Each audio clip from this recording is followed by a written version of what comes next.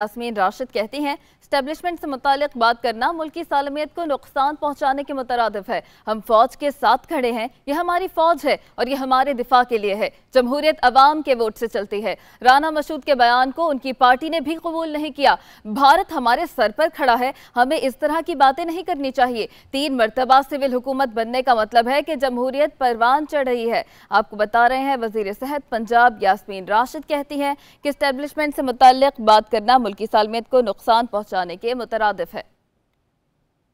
हमारे साथ खड़ी है या उनके साथ खड़ी है, यानी ये बातें करनी जो है सवाए आप मुल्क की सालमियत को नुकसान पहुंचाने के अलावा कोई और काम नहीं कर सकते। हमारे इंटरनेशनल अफेयर्स के अंदर जिस तरह से रवैया हुआ है, हमें कोई ऐसी बात नहीं करनी चाहिए जो किसी तरीके से भी हमारी फ़ौज को कमज़ोर करे।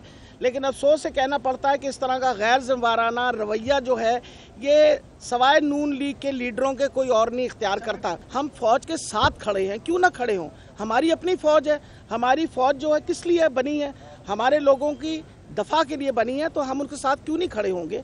हमेशा याद रखिए कि डेमोक्रेसी जो है ना, जब चलती है, ये जमहूरियत जो है ये लोगों के वोट पे ही चलती है। और ये जो लोगों ने वोट दिया है ना, इसीलिए वोट दिया है कि पिछली ये जो जितनी इनका 10 साल का टेन्योर था उसमें सवाए नुकसान पहुंचाने के मुल्क को और कोई काम नहीं किया। मेरा ख्याल है अब आपके सामने ये बात सही साबित हो गई है। जब हम कहते थे कि ये लोग जो हैं इन्होंने हमेशा गलत काम किया, गलत बयानी दी और जिस तरह की वो बात की है, यानी उनकी अपनी पार्टी भी अब इस वक्त ओन करने को तैयार नहीं है। और आज जो हर तरफ शोर मचा हुआ है वो ये है कि राना मसूद साहब से ज़्यादा गैर जिम्मेवाराना बयान किसी ने दिया।